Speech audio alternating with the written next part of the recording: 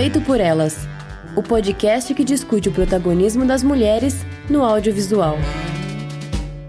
Olá, eu sou Camila Vieira e hoje estamos com uma convidada especial, que é a Glenys Cardoso, que é crítica de cinema do site Verberenas e que também tem um podcast maravilhoso chamado Mashup, do qual eu tive o prazer de participar uma vez. E essa é a primeira participação da Glenys aqui no Feito por Elas. Seja bem-vinda, Glenys. Muito obrigada por topar o nosso convite e conta para os nossos ouvintes um pouco sobre o seu trabalho, o que você faz. Oi, Camila. Primeiro, muito obrigada por esse convite. Estou muito animada de estar aqui. O Feito por Elas é um podcast que eu tenho um grande respeito, assim. Então, tô bem feliz de estar aqui. É muito bom te reencontrar também, depois da nossa gravação lá no Mashup. Então, meu nome é Glenys Cardoso, como a Camila falou. Eu fui uma das criadoras do Verberenas, que é um site que acabou virando uma revista online sobre cultura audiovisual, no geral, pela perspectiva de mulheres, né? No começo eram mulheres realizadoras. E aí, em 2021, a gente fez chamadas abertas, né? Para contribuidoras, e muitas eram pesquisadoras. Então, a gente fala sobre cinema por uma perspectiva do sul global, né? E focando muito em filmes que saem ali do eixo Estados Unidos e Europa, né? Então, filmes por e sobre mulheres, pessoas não brancas, pessoas da comunidade LGBTQI+, e acho que é isso.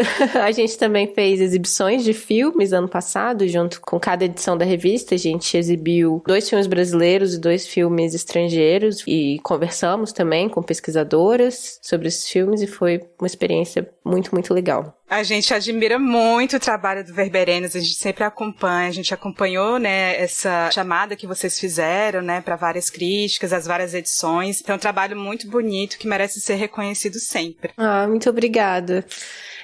Foi um trabalho que a gente começou ali, logo quando a gente estava formando, ou estava recém-formada da faculdade, meio naquela coisa do, a gente faz filme, a gente já vê muita discussão sobre representatividade na frente das telas, né, tipo, histórias sobre mulheres, agora a gente até vê um pouco mais sobre, isso em 2015, né, sobre quem tá por trás das câmeras e como isso afeta também, e aí a gente começou a pensar também no olhar que legitima, né, os filmes, que é muito a crítica, a pesquisa, a curadoria. Então a gente quis ocupar esse ecossistema também, né? Tipo, pra criar um ecossistema cada vez mais rico, né? Com mais vozes divergentes, assim. Inclusive, foi um processo também muito interessante ao longo desses anos de Verberenas. A gente colocar o conflito e a divergência como algo que nos fortalecia, assim, que enriquecia o nosso trabalho de alguma forma. Então, mas enfim, muito obrigada pelo reconhecimento, porque o Verberenas realmente é um projeto assim que tá muito no meu coração. E o outro projeto que você mencionou foi o Mashup, que é um podcast que eu comecei meio porque eu amava podcasts e porque eu tinha muitas conversas interessantes. Eu ficava, gente, essas conversas, eu queria ter elas registradas, assim. E aí eu comecei esse podcast que era basicamente, eu chamava alguém que me interessava, alguém criativo, perguntava sobre alguma obra que tinha feito essa pessoa refletir, e aí eu lia, ou assistia, ou ouvia, o que quer que fosse, e aí a gente marcava uma conversa que começava a partir daí, né? A partir dessa obra, mas podendo ir por vários caminhos diferentes, assim. E aí eu tive muitas conversas muito interessantes sobre de tudo, assim, já música, literatura, televisão, balé, comida. Então, é um podcast que eu gosto bastante. Ele tá em hiato agora, pois não tenho mais 20 e poucos anos e tenho minha própria casa pra pagar minhas contas e tava difícil trabalhar sem receber. Mas a gente espera que você volte logo o podcast, porque é muito maravilhoso, né? A gente ficou lá conversando sobre Frankenstein, da Mary Shelley. E maravilhoso o seu trabalho, Glenys. A gente vai deixar aqui na postagem todos os links para quem quiser acompanhar o seu trabalho, né? E aí, antes da gente começar, o Feito por Elas agradece as queridas madrinhas Carolina Roncone, Letícia Santinon, Lorena Luiz, Isadora Oliveira Prata e o nosso madrinho Thiago Maia. E aí, para fazer esse podcast chegar até você, todo mundo sabe, né, que temos diversos cursos de produção e por isso, se você puder apoiar o Feito por Elas, colabora com o financiamento coletivo no padrim.com.br ou pelo catarse.me/Feito por Elas. Nós temos diversas categorias com valores e contrapartidas diferentes e a gente disponibiliza também newsletter, adesivos, sorteios, programa extra. E você também pode nos ajudar divulgando o podcast, né? E aí, se você gostar também de algum episódio nosso e quiser contribuir sem ser pelo Padrim ou pelo Catarse, é só usar o nosso Pix, que é o nosso e-mail de contato, né? Que é bem fácil. É contato@feitoporelas.com.br. Bom, aí vamos começar, Glenys? Vamos. Adorei que a gente já foi falando sobre, né, dinheiro o podcast que tá parado porque tá sem dinheiro. A gente pede, porque realmente a gente precisa, né? É uma mídia independente, assim, feita por pessoas com muito interesse, por amor mesmo pela parada. Então, apoiem o Feito por Elas, gente. Vale a pena. Obrigada. Bom, aí no Feito por Elas de hoje, nós vamos conversar sobre a série Crazy Ex-Girlfriend. Sim, há muito tempo a gente estava querendo falar sobre essa série, estamos aqui relembrando essa série que, apesar de ter se encerrado em 2019, ainda hoje é considerada como uma das melhores séries contemporâneas já realizadas, né? Vez ou outra a série ela aparece em alguma lista e tal, e aí a gente sempre se relembra, né? Quem costumava assistir a gente relembra com muito carinho. A série foi criada pela roteirista e produtora Aline Brosh McKenna, que é mais conhecida pelo seu trabalho como roteirista do filme O Diabo Veste Prada. E a outra showrunner é a comediante Rachel Bloom, que atua na série fazendo o papel da protagonista, a Rebecca Bunch.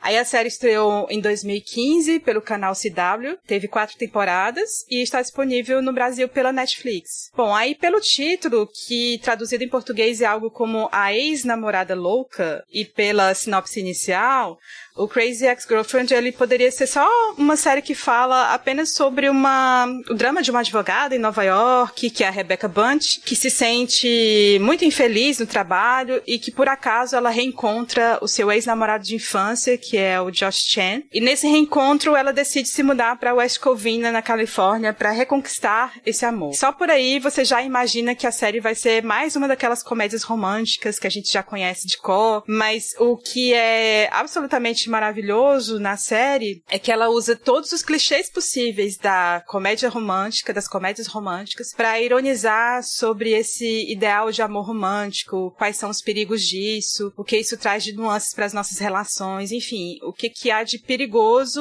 em apostar nessa ideia. E aí eu confesso que eu tive muita resistência em começar a ver a série, porque eu achava esse título Crazy Ex-Girlfriend uma expressão por si só que é bem machista, e eu já tava super esgotada com várias narrativas que vêm dessas falsas promessas de amor e tudo. Mas aí teve alguns amigos que insistiram e aí eu comecei a acompanhar esse drama da Rebecca Bunch e comecei a pensar em como é muito tóxico, né? A maioria das coisas que a gente consome e que vem dessa ideia de um amor ideal, de que a gente só pode ser feliz se estiver com alguém. E aí o arco dramático da Rebecca nos faz pensar o tempo todo sobre isso, né? Como ela é uma personagem que é muito controversa, porque a gente sabe que ela faz coisas terríveis, porque ela tá presa nessa ficção, né, que ela criou pra ela. Mas, ao mesmo tempo, ela é uma personagem extremamente frágil e que muda muito de uma temporada pra outra. E aí eu não sei se tu concorda também, Glenn. Queria te ouvir um pouco sobre a Rebecca e sobre essa desconstrução que a série vai fazendo sobre esse ideal de amor romântico. Muitas coisas. Tenho várias coisas pra falar, assim. Cara, eu acho a Rebecca uma personagem muito, muito complexa.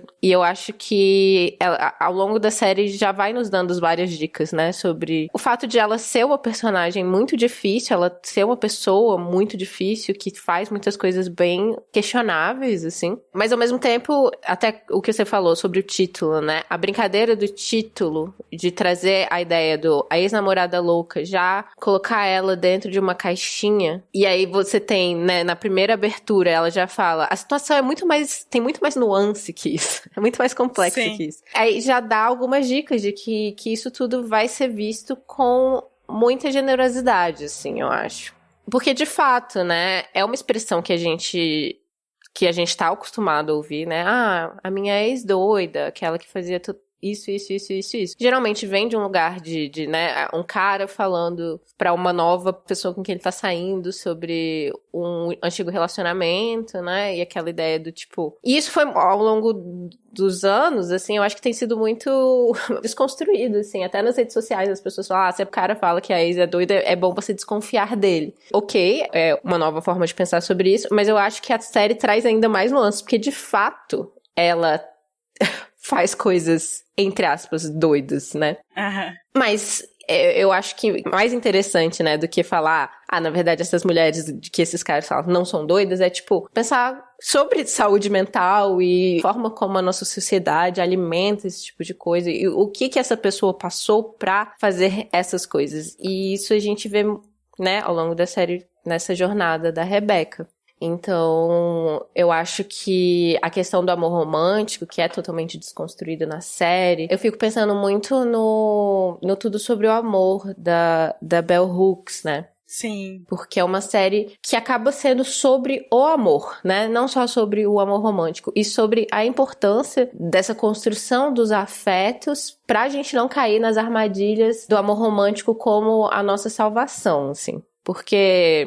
A Rebecca, ela tem um histórico familiar muito complicado, uma mãe extremamente difícil, né? Muito rígida, que exige coisas dela que ela nunca vai conseguir alcançar. Então é um amor pra ela que é muito complicado, muito complexo. Ela faz muitos malabarismos pra conseguir esse amor da mãe. E acaba ficando extremamente infeliz nisso. A gente começa a série com ela nesse lugar de extrema depressão. E fazendo tudo que a mãe dela sempre quis que ela fizesse, fosse uma grande advogada em Nova York, muito bem sucedida, ganhando muito dinheiro. E ela tá completamente infeliz.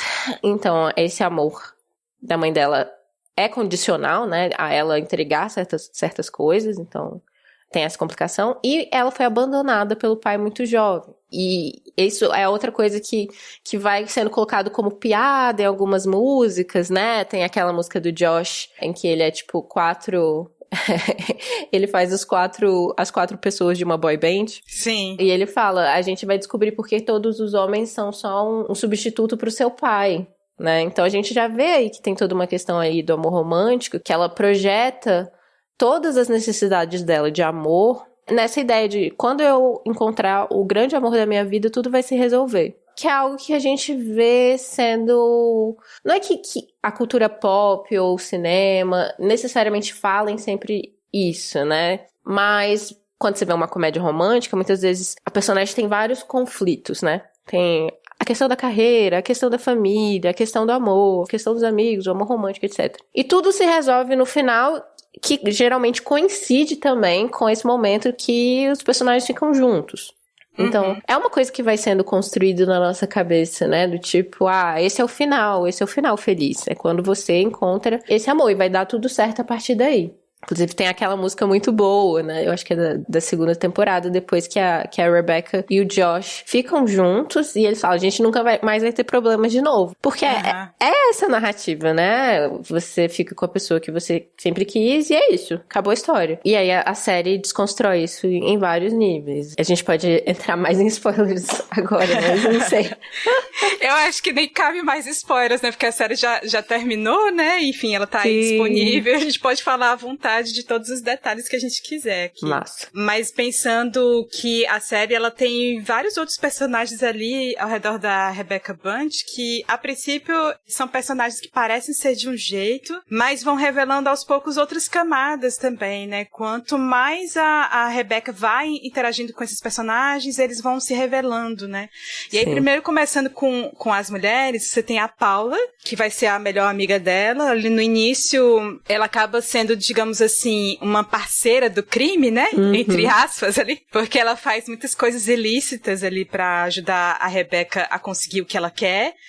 Mas depois, o que eu acho muito interessante é que a Paula, ela acaba percebendo o quanto essa proximidade com a Rebecca é muito tóxica pra ela, né? Porque ela deixa de se ocupar com a própria vida e ela sabe que precisa melhorar na carreira, ter uma vida melhor com o marido e com os filhos. E aí, essa virada começa a acontecer ali no final da primeira temporada, temporada, quando a Paula começa a confrontar a Rebecca, e aí na segunda temporada você acompanha a Paula estudando direito, né, e tendo que se afastar ali da influência da Rebecca. Pra mim, a Paula é uma das personagens com um arco mais interessante, porque ela parecia ser uma personagem que não tinha muita autoconfiança, que ela projetava muitas expectativas dela nas outras pessoas, no que as outras pessoas estavam vivendo, mas aí ela passa a acreditar muito nela mesma ao longo da série. Sim. E aí uma outra personagem que eu acho também interessante é a Valência, que é interpretada como se fosse, assim, ela é apresentada como se fosse a Beauty Queen, né, ali no início, a instrutora de yoga, que parece ser a mulher perfeita aos olhos da Rebecca, ali no início, né, e que possivelmente ela instigaria uma rivalidade inicial com ela, mas depois a Valência demonstra muita vulnerabilidade também ali na segunda temporada, quando ela já não tá mais com o Josh. E a terceira personagem que eu acho maravilhosa é a Heather. Sim, eu amo a Heather. Que é a mais descolada da série, porque ela é muito irônica, ela sempre argumenta que não faz nada porque é estudante, em vários momentos ela fala isso, mas eu não faço nada porque eu sou estudante. E ali no início da série, ela parecia ser muito secundária, inclusive pouca gente lembra que ela chegou a namorar o Greg. Sim! Não é? Mas depois ela vai ganhando mais espaço na série, ela vai, enfim, né, eu acho que ela vai dando muita força ali pra esses 4 personagens, né, que é a Rebecca, a Paula, a Valência e a Heather, que acabam formando esse esquadrão de amigas ao longo da série. E pra mim, o auge da amizade delas é ali no início da terceira temporada, quando elas cantam aquela música icônica. Let's Generalize About Me. Eu amo. Pra quem é muito fã, né? Eu acho que eu vou deixar até postado aqui pra vocês ouvintes lembrarem. E você, Glennis, fala o que você acha dessas personagens, da amizade entre elas. Ai, eu amo as 4. E eu tava reassistindo a série pra gente poder conversar hoje. Eu não consegui terminar tudo, assim, mas é muito legal, assim, né? Rever as coisas e ver as coisas já sabendo o que vai acontecer e já procurando certas pistas, assim. Eu gosto muito, um momento pra mim que é muito genial da série em si, é quando a Rebecca percebe que ela é a vilã da história da Valência, né? Sim. Ela fala, eu sou a vilã da minha própria história, na verdade. Porque a série é toda muito, muito, muito metalinguística, né? Ela tá sempre falando sobre todos esses códigos, todas as coisas que a gente aprende sobre narrativa, o que a gente espera e tal. E aí, como você falou, a Valência, ela é apresentada como a Beauty Queen, que vai ser a rival da Rebecca. E a gente, como espectador, a gente já tem uma lealdade para com a protagonista Rebecca. Né? E como ela é muito carismática, mesmo quando ela tá fazendo coisas erradas, mais ali pro início, quando ainda é... Aí a gente entende, ainda é mais comédia romântica do tipo, a pessoa tá fazendo umas besteiras, mas a gente releva. Eventualmente a gente sabe que ela vai entrar... Ela vai começar a fazer coisas cada vez piores, né? Mas ali no início a gente ainda é, tipo, do lado dela e tal. E apesar de ela já estar fazendo algumas coisas moralmente reprováveis. E vendo de novo, eu já tive muita simpatia pela Valência desde o início, assim. Porque a Rebecca já é muito babaca com ela, assim que ela se encontra. Tipo, ela super finge que quer ser amiga dela, ajuda ela com um estúdio de yoga, né? Pra ela conseguir alugar um estúdio pra ela e tal, pra ela ter o próprio negócio dela. E a Valência realmente acredita, assim. E ela fala, cara, eu nunca tive amigas mulheres. E, tipo, ela realmente já apresenta ali uma vulnerabilidade pra ela e a Rebecca trai ela, assim, né? É verdade. Então, é isso. Eu acho que a série traz muito também essas possibilidades de interpretação desses mesmos eventos por perspectivas diferentes. Então, se você assiste a história pensando na Valência como uma personagem que tem uma complexidade e uma história, ela tá há 10 anos com esse cara, né? Ela tem toda uma questão ali uma questão de imagem, questões do corpo dela que são realmente muito complexas, assim, muito tristes. Mas a gente tá vendo tudo pela perspectiva da Rebecca. Então, quando ela se descobre vilã, é muito legal também pensar nisso, né? A Paula, eu também acho ela incrível e muito interessante. Eu acho que ela já vem nesse lugar da melhor amiga, né? A melhor amiga das comédias românticas, que geralmente não tem uma história própria. Sim. E isso é algo que acontece também. e que é questionado, né? Então, no começo, ela realmente não tem uma história própria. Ela vive em função da vida da Rebecca e das coisas que a Rebecca tá fazendo, se envolve tanto com isso, que ela vai esquecendo a própria vida. E aí, a partir da segunda temporada, ela começa a desenvolver as próprias questões dela, né? E se afastar um pouco do drama da Rebecca. E não se afastar da Rebecca, elas continuam muito amigas, mas ter uma relação um pouco mais saudável, assim. E eu acho isso fascinante também. A Heather, eu acho também que é uma personagem que ela é muito a voz... Eu acho que a série... Esses pequenos sinais que ela vai dando já dessas coisas, a Heather é tipo essa voz, assim, ela é uma voz um pouco, no início, né, um pouco distanciada, que tá observando, e ela já entende muitas das dinâmicas, assim. E por esse lugar dela de ser muito descolada, de não se importar muito com as coisas, ela acaba podendo ter essa função de observadora e crítica, assim, né? Mais tarde na história ela fica mais envolvida, ela fica mais dentro, né? Mas no começo ela parece muito como essa personagem que é a voz, né, da análise, né? Do que tá acontecendo ali, a pessoa que tá vendo as coisas com mais clareza, eu acho. É muito legal mesmo essa distinção entre elas quatro, né? Acho que são personagens que são muito diferentes, né? E que trazem muita complexidade pra série. E aí, falando sobre os 3 homens principais que se relacionam ali com a Rebecca, né? A gente tem o Josh Chan, que de início acaba sendo o grande pivô das ações da Rebecca, e eu acho ele um completo babaca.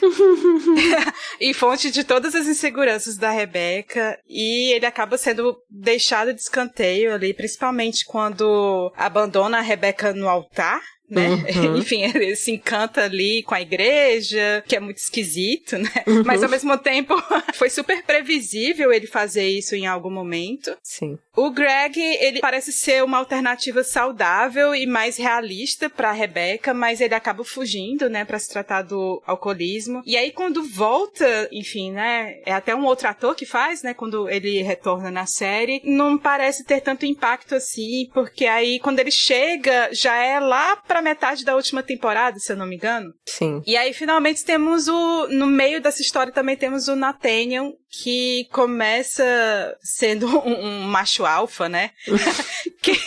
que tem uma série de problemas com o pai, né? Tem umas questões aí com o pai. E, em determinado momento, ele também justifica as ações ruins dele por conta de alguns fatores externos, né? Que é esse problema com o pai. E isso me deixou com muita raiva dele ali na 4ª temporada. Sério? Porque eu fiquei com raiva dele, sabe?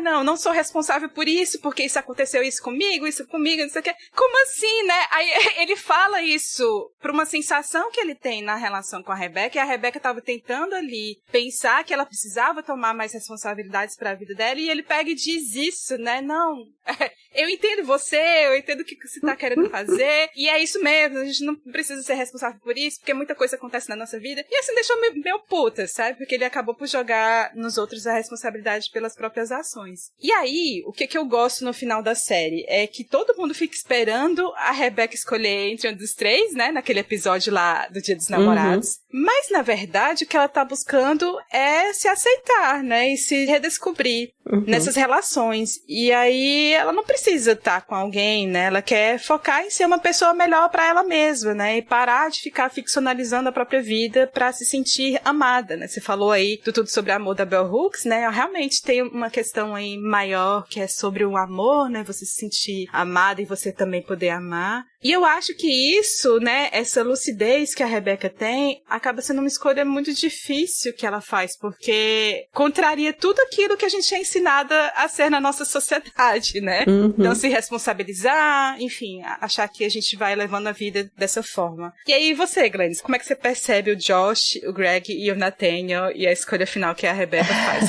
Você tem algum preferido? Eu não tenho. Eu tenho muitas questões sobre os 3. Não, eu tenho muitas questões sobre os 3, mas vou voltar um pouquinho aqui. Se vocês ouvirem o meu episódio sobre Crazy Ex-Girlfriend lá no Mashup, a gente gravou, acho que no meio da 3ª temporada, tava tipo no hiato no meio da temporada, assim. Sim. E eu já cantei a bola de que ela não ia terminar com ninguém. Que pra mim isso já era muito óbvio, assim, eu já tava vendo toda a parada. O amor, assim, como assunto de pesquisa, é uma coisa que me interessa muito. E eu falo muito sobre isso lá no podcast. Mas ficou muito óbvio pra mim, assim, desde o início não, mas Eu acho que até o final da primeira temporada isso ficou muito claro pra mim, que mesmo que ela terminasse com alguém, a jornada não ia ser sobre isso, assim.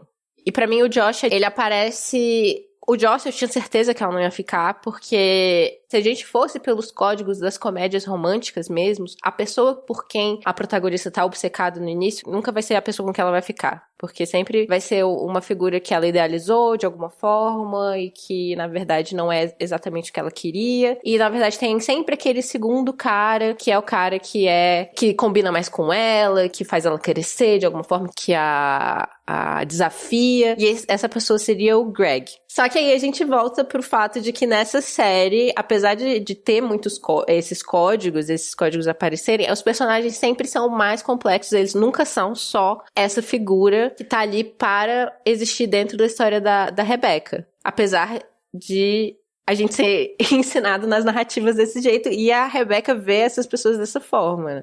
Sim. E aí, quando foi ficando muito claro pra mim que tudo estava sendo desconstruído, inclusive a ideia o segundo cara, que é, na verdade, o cara com quem ela deve ficar, então eu já tinha colocado o Josh e o Greg nessas duas caixinhas em que eles se encaixavam e ao mesmo tempo eles são muito mais que isso, né? Sim. Então, o Josh, ele realmente começa com essa figura idealizada por ela e que não é aquilo.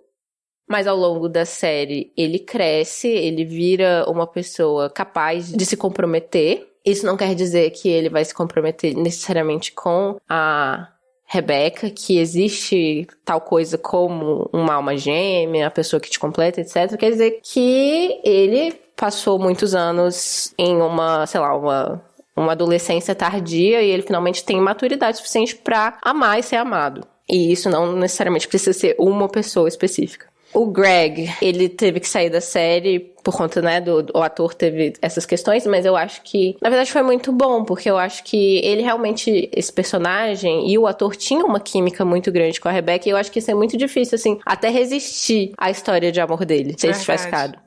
É.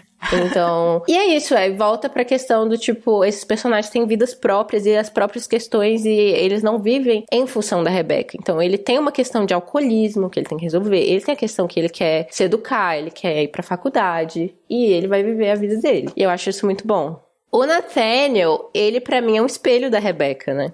Em vários níveis. Ele também é uma pessoa muito bem sucedida na área dele. Ele é a Rebecca do início, né? Uhum. Verdade, não tinha pensado sobre esse ponto de vista. Ele é um homem extremamente bem sucedido, que ganha muito dinheiro, mas tá fazendo tudo isso pra conseguir a aprovação do pai, uma aprovação externa. E que isso claramente não tá fazendo ele feliz. Sim. É aquela taran, jogando bombas. Sim. Então, eu tenho também os meus favoritos. Eu gosto muito do Greg e do Nathaniel. Mas eu acho que no final das contas é aquilo... Mais pro final da série, né? A Rebecca tem um sonho em que ela vê as possibilidades de futuro com os três. E com os três ela tá feliz e com os três ela tá infeliz.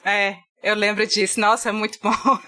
E pra mim é exatamente isso. Eu acho que o amor, ele não é do tipo, eu tenho que escolher a pessoa certa porque ela só existe essa pessoa pra mim, ela que vai me completar. Não. Os quatro são pessoas que passaram por uma grande jornada de crescimento e eu acho que os quatro teriam capacidade de se fazer feliz em termos do amor romântico, sim. Mas a felicidade não é só o amor romântico, né? Então, e aí a Rebecca acaba com essa grande escolha dela, que é tirar um tempo pra ela, pra descobrir quem ela mesma é e transformar aquilo que tava na cabeça dela em algo palpável, né? Então, ela, ao longo da série, a gente vê todos esses números musicais, que são fantasias da cabeça da Rebecca, são músicas que estão acontecendo todas dentro da cabeça dela, e no final ela decide, né, com a ajuda da Paula, que é isso que ela precisa fazer, ela precisa escrever essas músicas, ela precisa colocar isso no mundo. E aí eu tenho questões aí que, inclusive, voltando pro Diabo Veste Prada, né, que foi um filme Sim. muito icônico da Aline Brosh McKenna, e é uma discussão que de vez em quando volta no Twitter, né, do tipo, a personagem da Anne Hathaway, a Andy, né, Sim. ela começa o filme com um namorado, e aí ela entra nessa revista que tem a Meryl Streep, que é uma chefe terrível, e aí ela passa por toda uma jornada de autoconhecimento e de realização profissional, né? E muitas pessoas colocam o namorado, né, da Andy do início como um grande vilão, porque ele não apoia ela. E aí, no final, o arco dela se completa com uma questão de carreira, né? Que me incomoda também, na verdade. Sim. Me incomoda também essas narrativas que colocam, você não precisa de homem nenhum, na verdade você só precisa ser uma mulher bem-sucedida na sua carreira. Que aí é outro mito, assim, que a gente tá sendo vendido muito dentro do liberalismo agora, né? A girl boss. Sim, total. Um feminismo branco, um feminismo capitalista, um feminismo super liberal, assim. E aí isso me preocupava na série também, de, no final das contas, ela ter que descobrir uma questão de carreira. E eu acho que a série não deu a entender que necessariamente seja algo de carreira, realmente é algo que ela tem que colocar pra fora, ela tem que se expressar, é algo que é um vazio dela que nenhum amor romântico ia suprir, e nem um amor por amigos, mas é uma coisa que ela tinha que conseguir se expressar de alguma forma. É, sem dúvida, né? E a história da carreira, ela abandona também, né? A carreira Exato. dela. Tem uma hora que ela vai vender pretzels, né? Enfim, ela se desconstrói muito nesse lugar também de que, pra você ser feliz, você tem que ser bem sucedido no trabalho. Mas eu fiquei preocupada do tipo, eles colocarem no final ela sendo uma grande, tipo, sabe? Tipo, escritora da Broadway, isso que é a felicidade no final dos contos, sabe? Sim. Eu gosto muito do final, na verdade, de ela tá mostrando pra comunidade dela, que ela criou em West Covina, o que ela criou, assim, pras pessoas que ela ama, né? Sim. E aí volta pra questão do amor, né? E sair da questão só do amor romântico. Eu acho que o amor romântico ainda é importante na série, eu acho que ela ainda possivelmente vai ficar com alguma das pessoas ali, ela até faz uma brincadeira disso, e aí aparece o Father Bra e o outro cara lá com possibilidades. Mas é isso, eu acho que a construção dessas amizades, que nem a gente falou, a Valência, a Heather, a Paula, até a construção de relações de afeto e de respeito com esses homens, porque ela se apaixonou. Todas aquelas pessoas que estão ali, que se importam com ela, que cuidaram dela em vários momentos, quando ela, né, tentou se suicidar, quando, enfim, quando todas essas coisas aconteceram, estavam lá, e ao mesmo tempo ela encontrar esse espaço para expressar a forma como ela vê o mundo, que são essas músicas, eu acho isso incrível, assim, eu gosto muito do final da série. Pois é, e falando sobre isso, né, sobre essa escolha da Rebecca ali no final, isso tem muito a ver com esse detalhe no arco da personagem, que é o fato dela ser diagnosticada com transtorno borderline, né? E aí, esse foi um ponto que realmente me tocou muito ao ser abordado na série, porque raramente a gente consegue ver narrativas no cinema ou em séries de televisão que sejam muito cuidadosos com a questão da saúde mental, né? E geralmente, quando uma mulher borderline, ela é retratada no audiovisual, de uma forma geral, é sempre pelo estereótipo da violência, da inconstância, da personalidade suicida, sofrendo esse estigma da mulher louca. É claro, né, que isso, em algum momento na série, você vê que a Rebecca, ela fica violenta, né, ela fica muito inconstante. Mas não é só isso, né, não é só isso o que tá ali no crazy que vem no título da série, né. A Rebecca, ela é uma personagem que passou boa parte da vida sem ter um diagnóstico, né, e um acompanhamento correto para conseguir viver consigo mesma e com os outros, e isso acaba sendo uma questão bem importante na série, inclusive para explicar todo esse universo de fantasia e de ideal de felicidade dessas imagens que são construídas nos episódios, que é muito maravilhoso e tudo, mas aí você aos poucos vai percebendo que na verdade são imagens que fazem sentido na cabeça da Rebecca, né, para ela conseguir lidar com a realidade, né? Sim. E aí é por meio dessas comédias românticas e dos musicais que a Rebecca ficcionaliza também a própria vida. E o que eu acho interessante é que quanto mais a Rebecca tem a percepção disso, as aberturas das temporadas da série, elas acabam indo desse lugar que é mais fantasioso pro mais realista possível, e a quebra dessa construção da imagem ideal que ela faz dela mesma, né? E aí pra você, Glennis, qual seria o ponto mais alto dessa tomada de consciência que a Rebecca tem? Cara, eu tenho uma questão que é uma questão minha, mas que a série me ajudou muito, assim. Eu tenho uma amiga, Clara, a Clara Brown, inclusive ela já participou algumas vezes lá do Mashup, enfim, ela é incrível. Ela tem uma newsletter maravilhosa e a gente fala muito sobre o caos e como, na verdade, nada faz sentido na vida. Sim. E é uma coisa que eu acredito muito, assim, que nada faz sentido. A gente vai fazendo as coisas e a gente vai dando significado pra essas coisas. E eu acho que isso é totalmente o movimento que a Rebeca faz, né? É a forma dela conseguir lidar com o mundo e a vida é narrativizar e colocar dentro desses moldes já pré-prontos, né, de que ela foi ensinada com os musicais e as comédias românticas e tal. E isso é uma coisa que eu me relaciono também. Eu tenho um texto lá no Verberenas que chama Filmes Me Ensinaram a Comer. Sim, que eu amo esse texto. Ah, obrigada. E eu lembro que na época que eu tava escrevendo ele, eu tava pensando muito sobre a questão de como parte da minha educação emocional foi muito feita a partir dos filmes, né? E a partir da arte, porque eu sou filha única e meu pai é militar, né? Então eu nunca morei perto da minha família, eu não tenho irmãos e meu pai viajava muito. Então, tipo, eu tinha minha mãe, basicamente, mais próxima, assim. Então, isso não é suficiente, né? Pra construir um universo emocional maduro, assim. Então, eu me refugiei muito na arte, né? Na literatura, no cinema e tal. E eu acho que a Rebeca, de alguma forma, tem isso também, né? Porque ela foi abandonada pelo pai, ela tem uma relação muito difícil com a mãe, ela não tem irmãos também. Até ela chegar em West Covina, ela não tinha amigos, né? Tanto que tem aquela música dela, né? Eu tenho amigos, eu definitivamente tenho amigos, que mostra que ela não tinha amigos nenhum. Eu amo essa música. I have friends, né? I have friends, I definitely have friends. E eu acho que essa falta, né, de conexões com pessoas, de fato, com outros seres humanos, e esse refúgio na arte, nas narrativas, acaba criando esse tipo de expectativa muito fortemente, assim. Então ela aprendeu como existir no mundo a partir dessas narrativas, né? E eu gosto muito do fato de ela escolher ser uma letrista, uma musicista no final, e vendo as músicas que tem ao longo da série, que trazem sempre isso. Tem ali um amor por aquela arte, né? Por aquelas narrativas, e ao mesmo tempo uma desconstrução delas. Então, tipo, não é como se a partir do momento que ela descobre a vida não é um filme, não quer dizer que ela vai, né, tipo, rejeitar todos os filmes. Quer dizer que ela vai querer acrescentar algo a isso, né? E eu acho que é isso que ela faz no final das contas. E aí, pra mim, esse grande ponto de virada do que eu me relaciono muito é quando ela tá num ponto muito baixo, assim. Ela transa com o pai do Greg. Sim. E aí ela canta aquela música do A Vida Não Faz Sentido Narrativo.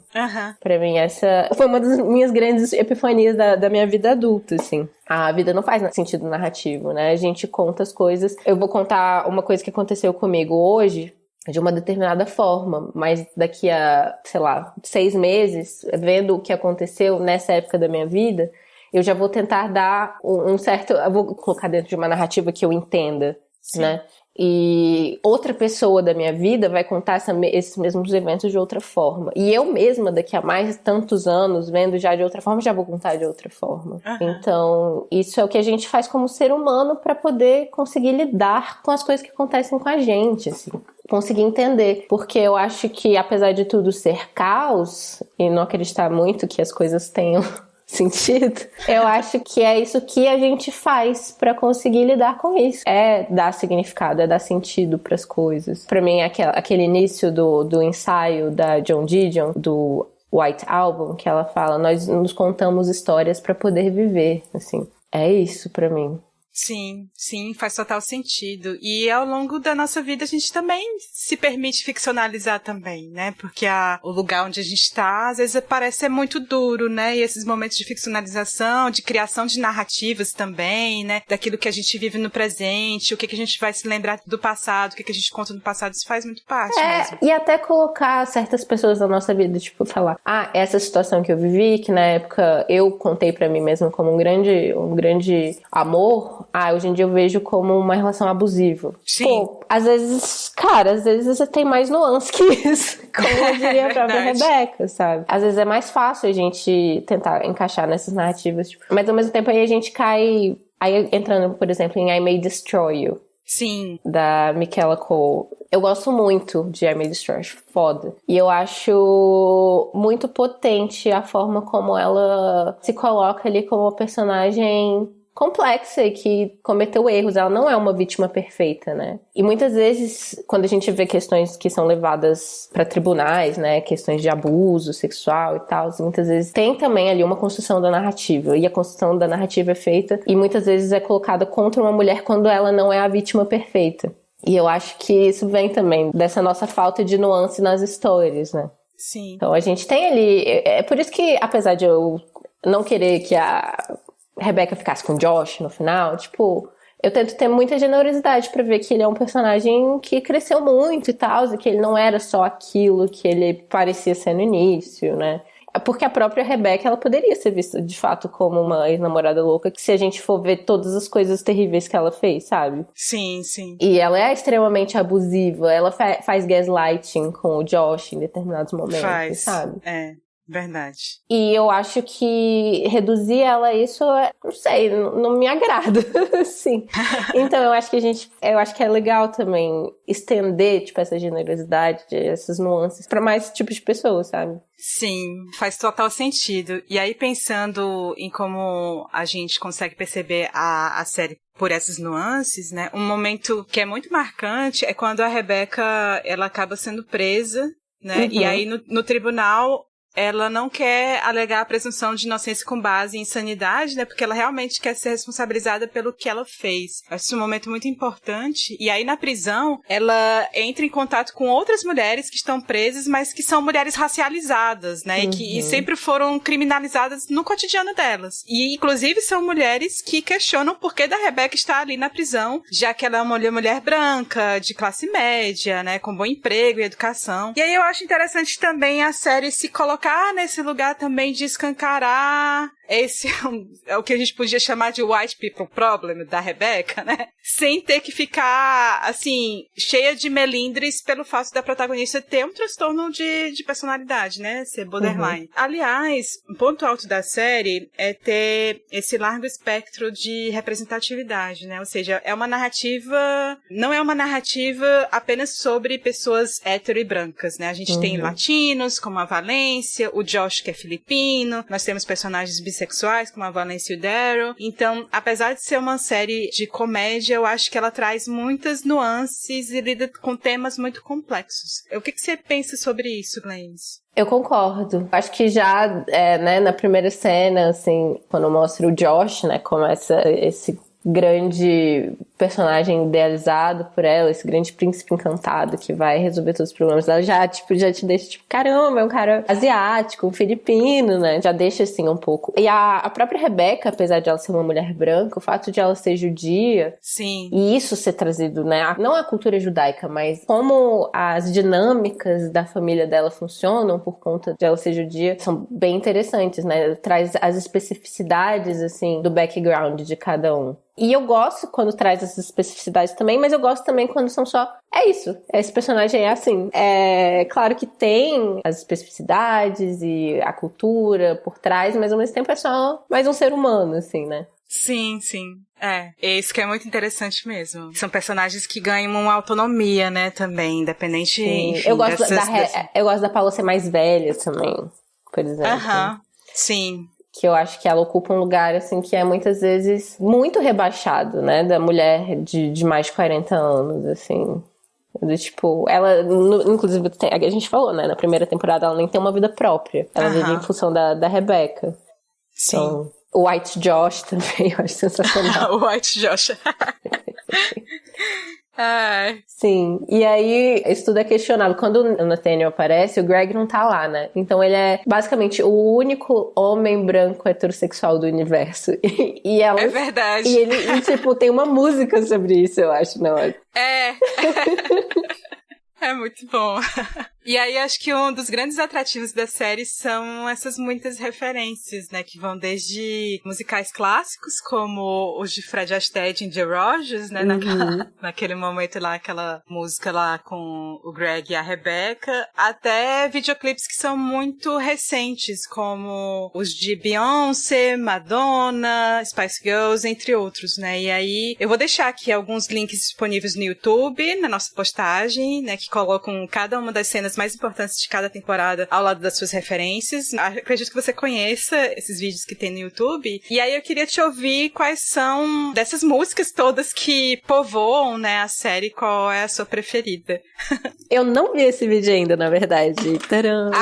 Eu depois te passo, então. Mas vai estar na nossa postagem aqui. São 4 vídeos, né, um pra cada temporada, e que vão mostrando cada uma das referências a partir das músicas que vão aparecendo. É muito legal. Massa. Cara, as minhas favoritas... Eu gosto muito, muito da música que eu já mencionei, dos 4 Joshes fazendo uma boy band. A boy band made up of 4 Joshes. Porque pra mim, ela já explica o início da série inteira ali, né? Tipo, é o Josh cantando como essa boy band vai resolver todos os problemas mentais e de abandono da Rebecca, tipo, eu acho que é uma música que já dá a tese, assim. É verdade. Aí eu gosto muito dela. Eu gosto muito da música no final da primeira temporada, quando a Rebecca começa a gostar do Greg, assim, ela não tinha intenção e acaba gostando dele. E essa eu só gosto porque, sei lá, eu acho bonitinha e fofinha e fica muito na minha cabeça, aquela I think I like you. Oh my god, I think I like you. É muito bonitinha. Sim, eu amo. Aí eu gosto muito, muito da música que é uma referência a Beyoncé, que é a Love Kernels. Sim! Que é a música que ela fala sobre como a gente aceita migalhas e a gente transforma essas migalhas, né, em, tipo, uma grande prova de amor quando a gente quer que seja, né? Mais uma vez, a gente ficando as nossas projeções e tentando transformar pequenas coisas em algo maior do que elas são. E eu acho que a música, também que eu já mencionei, A Vida Não Faz Sentido Narrativo, Life Doesn't Make Narrative Sense, porque eu acho genial, e é tudo que, é um grande mantra da minha vida, eu acredito nisso também, a vida não faz sentido narrativo, a gente que dá sentido narrativo pra ela. Pois é, além daquela cena que eu falei, que a Rebecca e as amigas sim, Let's Generalize About Men, eu amo. Let's Generalize About Men, que é maravilhosa. Eu gosto muito de uma sequência em que ela tá em uma sessão com a doutora Copian.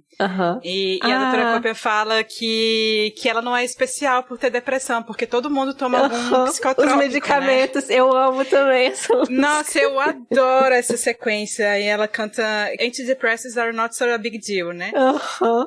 Como uma pessoa medicada.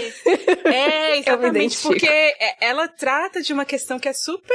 É uma letra que é bem pesada, né? Porque ela vai tratar de todas, enfim, né? Essas questões que tem a ver com saúde mental, né? E que fazem parte do nosso cotidiano contemporâneo mesmo, né? Enfim. Mas, ao mesmo tempo, é uma sequência muito solar, né? Muito alegre. Os bailarinos todos estão vestidos com cores diferentes. Você gosta dessa cena? Eu amo essa cena. Porque na época que saiu, eu fiquei semanas ouvindo. Eu comecei a tomar remédios também, tipo, em 2018, assim. Eu parei uma época e voltei durante a pandemia, porque, né, as coisas apertaram bastante. E eu acho que a série traz com muita leveza, mas também uma naturalização de algo que a gente tem que conviver, né? Que são os problemas de saúde mental, assim, que são muito tabu ainda. A série trata com muita naturalidade muitas coisas, né? Inclusive menstruação. Sim. Número 2. Sim. Pois é, então é isso, né? Eu acho que Crazy Ex-Girlfriend é aquela série que eu poderia chamar de série conforto, né? Mas ao mesmo tempo é uma série que faz a gente questionar muito, né? Sobre o amor de uma forma geral, né? Muitas vezes a gente se angustia por não se sentir amado o suficiente, de não encontrar a pessoa certa, a pessoa ideal, né? Esse clichê que nos faz acreditar desde criança. Sim. Mas, na verdade, o que importa é a gente se cuidar. A gente pode amar também, né? Se sentir amada, mas também a gente precisa se cuidar, né? Se aceitar melhor, ter responsabilidade com as nossas escolhas e com as nossas decisões na vida. E aí a gente pode ficar bem e ser feliz assim, né? Eu acho que quem viu Crazy Ex-Girlfriend sabe do que eu tô falando. E que não conhece, assiste logo essa série porque não sabe o que tá perdendo. A gente falou de muita coisa aqui. Glenn, você quer falar mais de alguma coisa? Eu queria acrescentar um pouquinho sobre o que você estava falando agora, do amor, porque eu acho que a série, ela totalmente... Eu acho que ela fala que, sim, a gente precisa de amor, mas o negócio é que não é só um tipo de amor, a gente precisa de vários tipos de amor. E eu tava tendo muitas conversas nos últimos tempos com algumas amigas que estão solteiras e estão procurando parceiras e parceiros, né? E estão muito angustiadas com isso. E uma amiga em particular tá muito carente, assim, tá meio em desespero, assim. E eu até falei pra ela aquela frase da música da Duda Beat. Minha mãe falou que se é pra brincar de amor, não pode ser desesperada. E eu acho que o desespero vem muito dessa carência pelo fato de que as nossas vidas emocionais, às vezes, estão muito sem amor dos outros tipos que a gente precisa. Porque a gente precisa de vários tipos. Então a gente precisa do amor da nossa família, a gente precisa do amor dos nossos amigos, a gente precisa do amor da nossa comunidade, do cuidado que você pode ter com seu vizinho, com a sua vizinha. Por exemplo, tem um vizinho que eu cuido da gata dele, ele cuida da minha gata, sabe? Dos meus gatos, na verdade. E é isso, eu acho que no final das contas, ela foi pra West Covina, né? A Rebecca, ela saiu de Nova York, foi pra West Covina e construiu ali um lugar muito mais saudável pra ela, porque ela construiu várias relações, né? De amor, e não só de amor romântico. É, exatamente isso. Glendes, muito obrigada por topar essa conversa. Foi muito legal, a gente falou sobre várias coisas e a gente conseguiu, acho que, dar conta muito da série, né? E eu espero que você volte outras vezes pra conversar com a gente. É só, né? Chamar, menina, tô aqui. Esse vai ser o primeiro dos muitos convites, né, que a gente vai fazer aí pra você. E deixa pra gente também as suas redes sociais, indica aí os teus jabás, né, pra quem tá ouvindo Feito por Elas. O Mashup tá parado, mas eu recomendo muito que vocês escutem, porque eu pretendo voltar com ele em algum momento. Então procurem lá MEXI-AP, Mashup. Tem sobre várias coisas, inclusive sobre Crazy Ex-Girlfriend. Eu não tive coragem de reescutar o episódio, porque foi um dos primeiros episódios que eu gravei, os primeiros episódios do podcast são muito ruins, eu acho.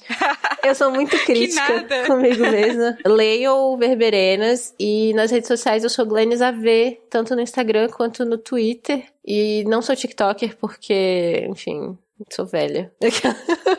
E é isso. Muito obrigada de novo pelo convite. Adorei conversar sobre essa série com você, Camila. Sua condução foi impecável. Ai, obrigada. E é isso, um prazer falar com você sobre essa série. E tá aqui no Feito por Elas. Tô muito feliz também com isso. Ai, obrigada, Glennis. Eu vou aqui me despedir dos nossos ouvintes. Siga o Feito por Elas nas redes sociais, no Twitter, no Instagram, no Facebook e Letterboxd Feito por Elas. Avalie no iTunes ou no aplicativo da sua preferência. E todas as referências que a gente falou aqui ao longo do programa estão com links no post.